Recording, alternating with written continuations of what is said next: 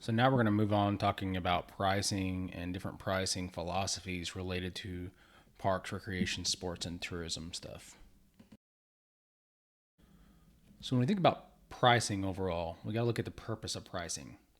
So we can look at it to recover cost, create new resources, added value pricing, to establish values, to influence people's behavior, and to promote efficiency and equity.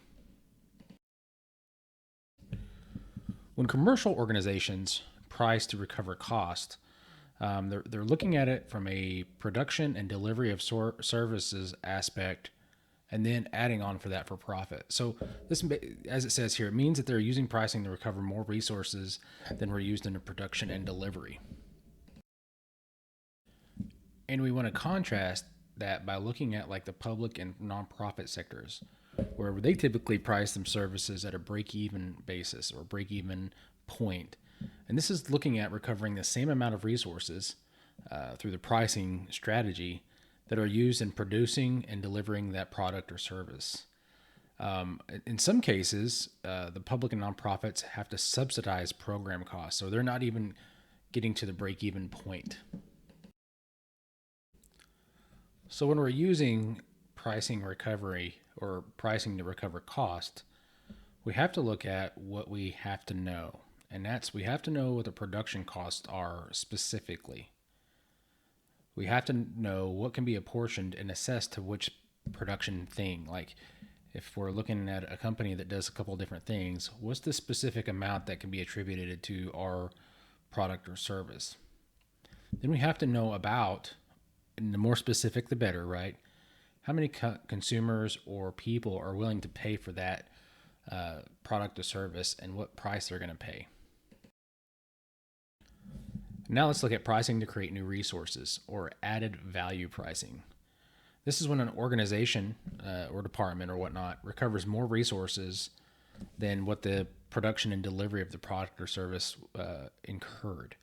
So value is added to the service, and new resources, profits or revenue, are created for the organization. In some ways, some nonprofits or public entities will use the added value pricing on some services to subsidize those other services where they didn't meet the break even. All right, now we're going to talk about pricing to establish value. The consumer has the expectation of you get what you pay for.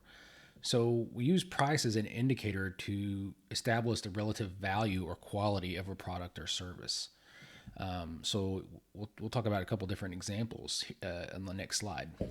When the price for the particular product is determined, the value of that service or product is established in the mind of consumer. So it's not a cost recovery model. Like I said, we'll go over two examples here just real quick. Okay, so when we think about establishing value, let's consider the cheeseburger, right? We can go to a fast food establishment and get $1 cheeseburger or a $5 cheeseburger. And the mind of the consumer is we get what we pay for, right? We expect the $5 cheeseburger to be more of something, whether that's a better burger, more burger, or more ingredients. Something has to account for that inflation of price.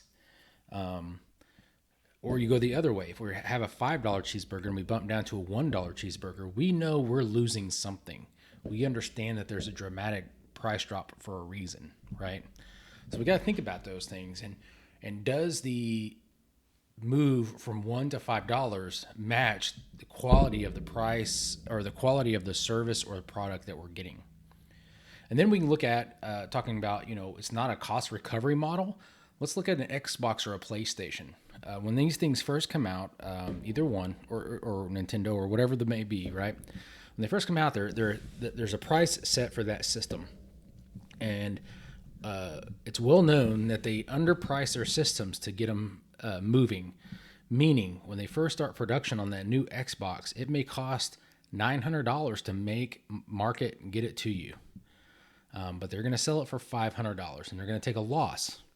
Overall, though, the idea is we may take a loss here, so we're value pricing it because number one, we're not sure we can sell a lot of them at $900.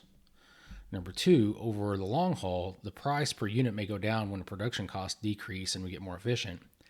And they get a royalty for every game that's sold on the Xbox for the Xbox or PlayStation.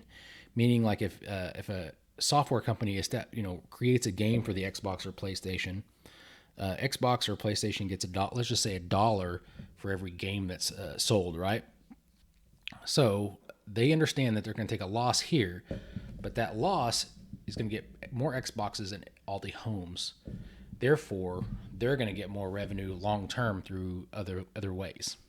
And so that's some different ways you can look at it.